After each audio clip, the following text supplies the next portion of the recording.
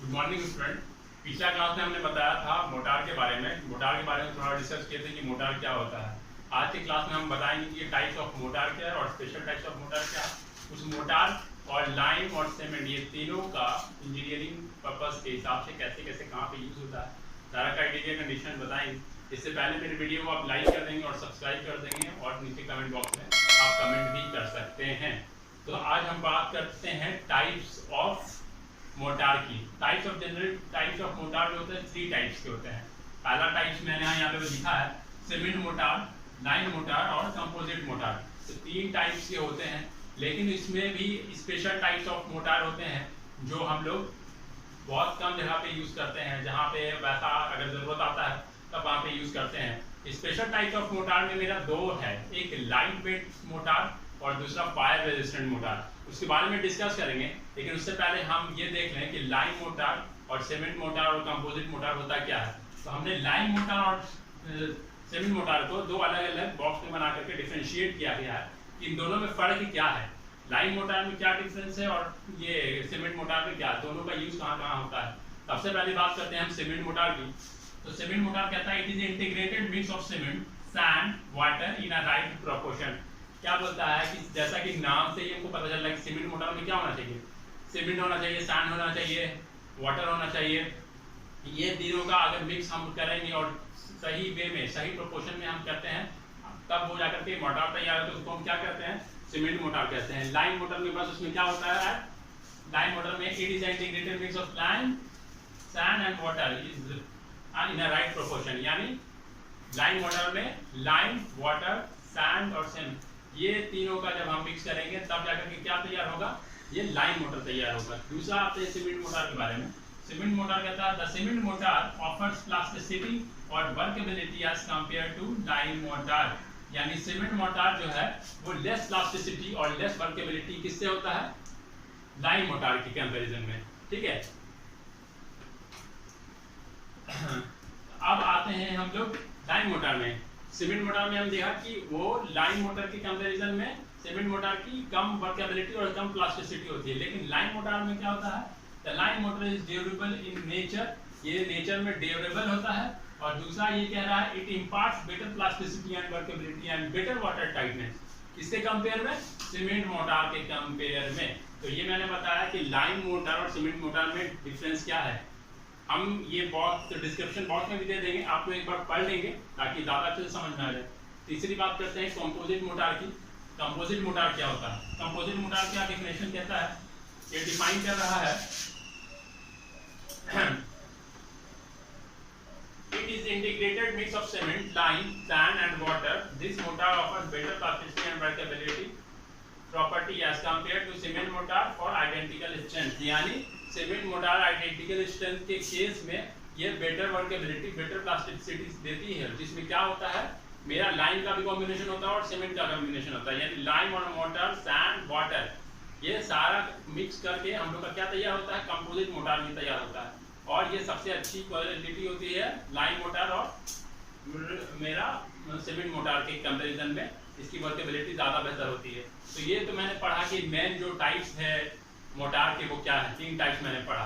अब हम बात करते हैं स्पेशल टाइप्स ऑफ मोटार की। स्पेशल टाइप्स ऑफ मोटार होता क्या है, स्पेशल टाइप्स ऑफ मोटार वो मोटार होता है जहाँ पे हम लोग बहुत ही कम जगह पे या बहुत ही स्पेशल केस में हम लोग उस मोटार का यूज करते हैं, उसको हम लोग क्या कहते हैं, स्पेशल मोटार टाइप्स। और स्पेशल मोटार टाइप में क्या क्या होता है, तो पहला हमने पढ़ा लाइट वेट मोटार, यानी लाइट वेट मोटार। ये लाइट मोटार क्या है, so lightweight motor it is having less density, bulk density which is less than 15 kilonewton per meter cube।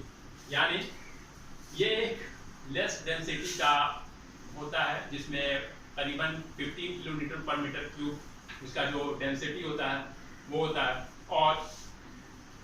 और इसमें दूसरा चीज ये कहता है कि it is obtained by mixing small quantity wood, resin और dust in a cement mortar और लाइन मोटार। यानी कहने का मतलब है कि जो लाइट वेट मोटार है वो लाइट मोटार हम लोग कहाँ से लेते हैं।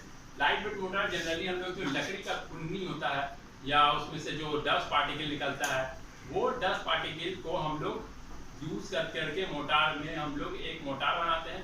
उस मोटार का यूज हम लोग वहाँ पे यूज करते हैं जहाँ पे साउंड वेव आता हो, यानी उस चीज़ को साउंड से हम लोग बचाना है, वहाँ पे हम लोग इस मोटार का यूज़ करते हैं। जैसे कि हम लोग वहाँ पे, जैसे कि मान लीजिए कि कोई ऐसा मकान हो जहाँ पे बहुत ज़्यादा नॉइज पॉल्यूशन होता है, तो वहाँ पे हम लोग इससे हम लोग भरते हैं, जिससे हम लोग का साउंड वेव नहीं आ पाता। ये हो गई मेरा एक एग्जांपल लाइट वेट मोटार की। दूसरा आप बात करते हैं फायर रेजिस्टेंट मोटार। अब फायर रेजिस्टेंट मोटार होता क्या है? तो फायर रेजिस्टेंट मोटार जो है वो डिफाइन करता है, it is obtained by adding सुर्खी, aluminium, cement along with water।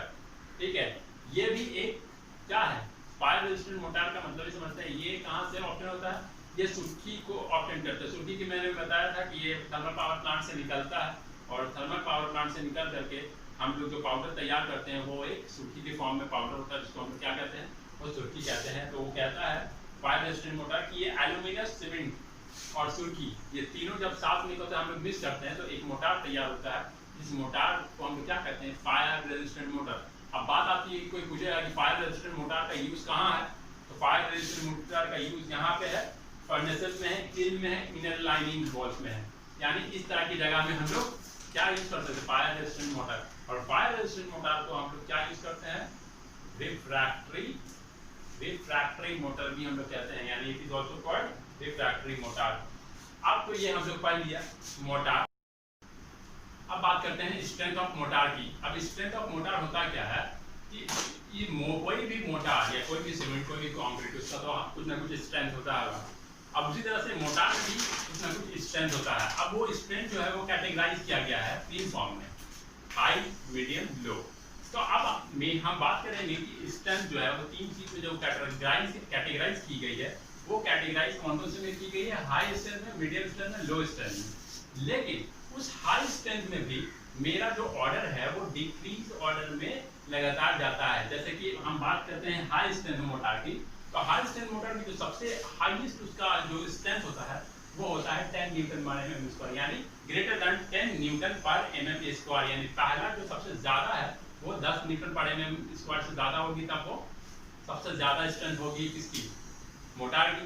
उसके बाद उसी इसमें फिर जब दूसरा में आएगा तो वो 6.7.5 न्यूटन पर एमएम स्क्वायर, फिर लेस देन 6 न्यूटन पर एमएम स्क्वायर, यानी हाई में भी वो डिक्रीज ऑर्डर में जा रहा है। फिर बात करते हैं हम मीडियम स्ट्रेंथ मोटार की। मीडियम स्ट्रेंथ मोटार जो होती है वो 3 to 5.5 न्यूटन पर एमएम स्क्वायर होती है।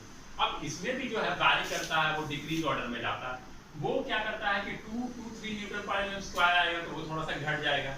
फिर बात करते हैं फिर 1.5 न्यूटन पर एमएम स्क्वायर, फिर घट जाएगा ऑर्डर, इस तरह ऑर्डर डिक्रीज करता है। सबसे लास्ट जो स्ट्रेंथ होती है मोटार की वो होती है L1, यानी 0.7 न्यूटन पर एमएम स्क्वायर, और फिर अगर उससे नीचे जाएगा तो L2 यानी 0.5 न्यूटन पर एमएम स्क्वायर। इससे नीचे जा सकता है, लेकिन हम इससे ऊपर नहीं आ सकते। उसको हम लोग डिक्रीजिंग ऑर्डर में, ये मेरी स्ट्रेंथ लगातार होती है मोटार में। तो ये मोटार डिपेंड करता है कि मोटार की क्वालिटी कैसी है, और मोटार का सैंड का वर्किंग ऑफ सैंड जो है वो अगले क्लास में हम वर्किंग ऑफ सैंड के बारे में हम डिस्कस करेंगे, आगे क्लास में नहीं कर पाए। तो अब ये सारी स्ट्रेंथ थी मोटार की।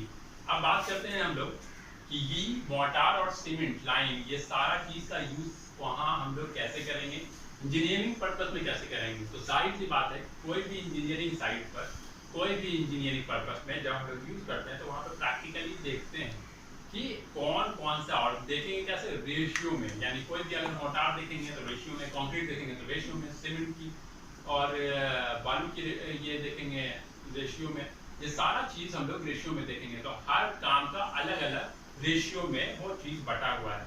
तो पहला चीज हम लोग बात करते हैं ग्राउटिंग की। अब ग्राउटिंग होता क्या है, तो ग्राउटिंग के लिए जानना पड़ेगा। तो जब आप लोग जाएंगे साइड पर तो देखते होंगे कि कहीं पे होल होता है, उस होल को भरने के लिए जो मेरा रेशियो हम लेते हैं सीमेंट का, वो लेते हैं 1:1.5 to 1:2, यानी 1 सीमेंट और 1.5 क्या बालू, 1 सीमेंट और 2 बालू। यानी हमेशा सीमेंट का जो 1 होगा वो हमेशा सीमेंट होगा, और जो 1 से डबल होगा या 1.5 होगा या 3 होगा, 6 होगा, जो भी होगा वो मेरा सैंड होगा। अब बात करते हैं ग्रेनाइटिंग का। ग्रेनाइटिंग जो है आइडियल मिक्स में ग्रेनाइटिंग जहाँ पे भरा जाता है, उसको की लेयर को भरा जाता है, उसको हम ग्रेनाइटिंग, वो मेरा रेशियो 1:3, यानी 1 सीमेंट और 3 सैंड। फिर आते हैं हम लोग डीपीसी में, जहाँ पे हम लोग लेयर में कोई भी डीपीसी होता क्या है, तो डीपीसी के लिए हम लोग एक डिफाइन यहाँ पे कर दिए हैं। वो कहता है DPC layer is provided at plinth level to prevent moisture movement is upper direction so that the structure is remain same and against damp condition. यानी प्लिंथ लेवल के जो अबव मेरा होता है वहां पे हम लोग डीपीसी लेयर चढ़ाते हैं। क्यों चढ़ाते हैं? इसलिए चढ़ाते हैं क्योंकि डैम से हम लोग का वो मॉइस्चर से हम लोग का बचा सके, डैम कंडीशन से बचा सके, इसीलिए हम आप लोग डीपीसी लेयर चढ़ाते हैं। उस डीपीसी लेयर में भी रेशियो होता है, वो रेशियो कितना होता है 1:2, यानी 1 सीमेंट और 2 सैंड।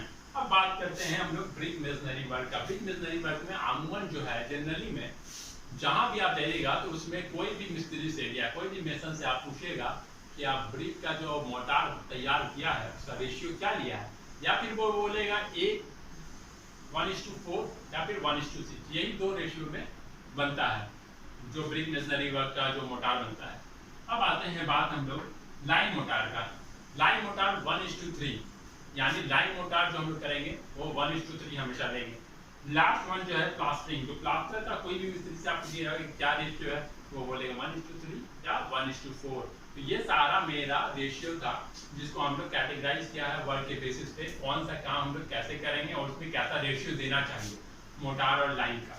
तो ये आज का क्लास था। अगले क्लास में सबसे इंपॉर्टेंट टॉपिक और सबसे बड़ा टॉपिक बीएमसी का वो होगा मेरा कंक्रीट। तो तब तक के लिए ये मैं डिस्क्रिप्शन बॉक्स में डाल भी देता हूँ, और ये अगर अच्छा लगे तो आप लाइक करें, कमेंट करें और सब्सक्राइब करें। Thank you.